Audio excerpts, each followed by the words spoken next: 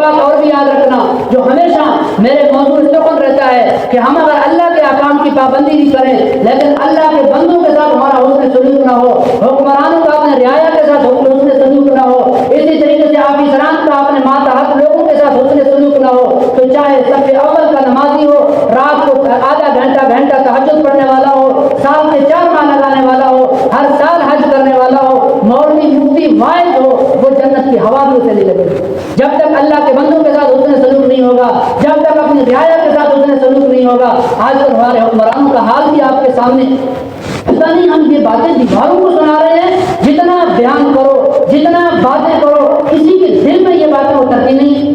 وہی ظلم، وہی بربریت، وہی ناجائز کام، وہی ناجائز امور، وہی دفتروں میں رشوت خوری، وہی بازاروں میں سود خوری، وہی محفلوں میں غیبتیں، وہی اپنی عوام پر ظلم و بربریت، ناجائز قوانین پر قوانین پاس ہوتے جا رہے ہیں۔ آج سارے پاکستان میں صحافی رو رہے ہیں کہ پی کا ایکٹ منظور ہو گیا، صحافیوں کی زبان بندی ہو گئی ہے۔ یہ صحافیوں کی زبان بندی کیوں کروا دی گئی ہے؟ اس لیے کروا دی گئی ہے کہ یہ صحافی ہمارے خلاف لکھیں گے۔ ارے حکمرانوں ہوش کے ناخن لو، جب قیامت کے دن تمہارے ہاتھ تمہارے خلاف گواہی دیں گے، جس ہاتھ کے ذریعے سے تم اپنی عوام کے خلاف یہ قوانین منظور کر رہے ہو، یہ ہاتھ قیامت کے دن تمہارے خلاف گواہی دیں گے، وہاں کیا کرو گے اللہ کی بارگاہ میں؟ اللہ کی بارگاہ میں تمہارے ہاتھ تمہارے مخالف بنیں گے، جب تمہاری زبان تمہارے مخالف ہوگی، جب تمہارے کان تمہارے مخالف ہوں گے، جب تمہاری آنکھ تمہارے خلاف گواہی دیں گے، وہاں کیا جواب دو گے؟ یہاں امریکہ کو خوش کرنے کے لیے، اپنے آقاؤں کو خوش کرنے کے لیے اپنے مسلمان بہن بھائیوں کو تم دباتے ہو، ان پر ظلم کرتے ہو، ان کے خلاف قوانین پر قوانین منظور کرتے ہو۔ مدارس بل کی بات آتی ہے، سال لگ جاتے ہیں، زرداری صاحب پاس نہیں کرتے۔ جب صحافیوں کی زبان بندی کی بات آتی ہے، راتوں رات بل پاس ہو گیا، صبح سورج شروع ہوتا ہے، ادھر سے بل سوشل میڈیا پر گھوم رہا ہوتا ہے، اور ادھر سے پنجاب کے ایک علاقے میں گرفتاری بھی شروع ہو جاتی ہے۔ یہ ہمارے حکمرانوں کا حال ہے۔ کوئی حکمران نہیں ہے، کوئی ملک پاکستان میں نہیں ہے پاکستان کے لیے ہاتھ اٹھائے اور دعائیں خیر کر لے۔ ضائع ہو گئے ہمارے اکابرین کی وہ محنت، ضائع ہو گئے ہمارے اکابرین کے وہ خون۔ ہماری مائیں اور بہنوں نے پاکستان کے لیے خون کا نذرانہ پیش کیا، پورے ٹرین روک کر ماؤں اور بہنوں کی عزتیں لوٹی جاتی تھی اور انہیں قتل کر دیا جاتا تھا، انہیں ننگا کر کے روڈوں کے کناروں پر پھینک دیا جاتا تھا۔ 50,000 جید علماء کرام کو درختوں کے اوپر سولی پر لٹکا دیا گیا، شہید کیا گیا، عوام شہید ہوا۔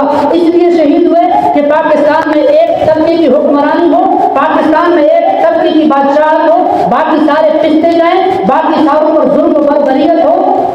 اس لیے پاکستان آزاد نہیں ہوا تھا۔ خدا کی قسم اور ہمارے اکابرین کو پتا ہوتا کہ پاکستان میں یہ ہونا ہے تو اپنے بچوں کو یتیم نہ کرتے، اپنے بیویوں کو بیوہ نہ کرتے، اپنے ماؤں کی عزتیں نہ لٹواتے۔ اسی لیے تو ایک اہل نظر طبقہ پاکستان بنانے کا مخالف تھا، انہوں نے کہا یہ انگریز کا چال ہے، ہمارے مسلمانوں کی قوت کو تقسیم کر رہے ہیں، پاکستان پر بھی مسلمان مظلوم ہوں گے، ہندوستان کے مسلمان بھی مظلوم ہوں گے۔ آج ہمارے اوپر امریکہ کے غلام مسلط ہیں اور ہندوستان میں ہندو ہمارے مسلمان بہن بھائیوں کی عزتیں لوٹ رہے ہیں، انہیں مار رہے ہیں۔ کیا فائدہ وہ پاکستان آزاد کرنے؟ پاکستان کا مطلب کیا؟ لا الہ الا اللہ۔ کہاں ہے لا الہ الا اللہ؟ لا الہ الا اللہ کے تقاضے یہ ہیں کہ اپنے صحافیوں کی زبان کو بند کرو، لا الہ الا اللہ کے تقاضے یہ ہیں کہ آئے روز علماء کو شہید کرو، لا الہ الا اللہ کے تقاضے یہ ہیں کہ بلوچستان میں ماؤں اور بہنوں کے بچوں کو گم کرو، ان کو لاپتہ کرو، ان کو قید و بند کی صحبتیں برداشت کرواؤ۔ لا الہ الا اللہ کے تقاضے نہیں ہیں، یہ میری اور آپ کے خواہشات کے تقاضے ہیں جس کی سزا میں اور آپ بھگت رہے ہیں۔ روزانہ ہم قرض پر قرض چڑھتے جا رہے ہیں، IMF کے ہم مقروض ہیں اور ہمارے مسلمانوں کو مارا جا رہا ہے، پریشانیاں بڑھتی جا رہی ہیں، قرض پر قرض چڑھتا جا رہا ہے اور ہمارے حکمران غلام سے غلام تر ہوتے جا رہے ہیں۔ یہ وہ بات ہے کہ ہم نے اپنے حکمرانوں کے خون کے ساتھ کھیلا اور ہم نے اپنے اکابرین کے خون کے ساتھ کھیلا، اس کی ہمیں سزا مل رہی ہے۔ آج بھی وقت ہے، ایک SHO سے، ایک کمانڈر سے اپنی اصلاح شروع کر سکتے ہو۔ ایک محکمے کا دفتر کا آفیسر وہ کہے کہ میں آج کے بعد اپنے ماتحت پر ظلم نہیں کروں گا، میں اپنے دفتر میں رشوت کا بازار گرم نہیں کروں گا۔ ایک کمانڈر کہے کہ میں اپنی ماتحت پر ظلم نہیں کروں گا، میں اپنے علاقے والے صحافیوں پر ظلم نہیں کروں گا، میں اپنے علاقے والے عوام پر ظلم نہیں کروں گا۔ ایک گورنر، ایک وزیر اعلیٰ درست ہوتے ہوتے پورا ملک درست ہو سکتا ہے، لیکن ہوتا کیا ہے کہ ایک آدمی اصلاح کی بات کرتا ہے، اس کے بعد اسی بند کی صحبتوں میں ڈال دیا جاتا ہے کہ تم نے ہمارے اصلاح کی بات کیوں کی ہے، تم نے ملک کی اصلاح کی بات کیوں کی ہے؟ جیسا ہم کر رہے ہیں تم نے ہمارے رنگ کے ساتھ رنگ جانا تھا، ہم نے یہ رنگ کے ساتھ نہیں انشاءاللہ العزیز مجھے زنجیر پہنا دو، مجھے سولی پہ لٹکا دو، راہنموں کو میں رہنما کہہ دوں، یہ مشکل ہے۔ وما علینا الا البلاغ۔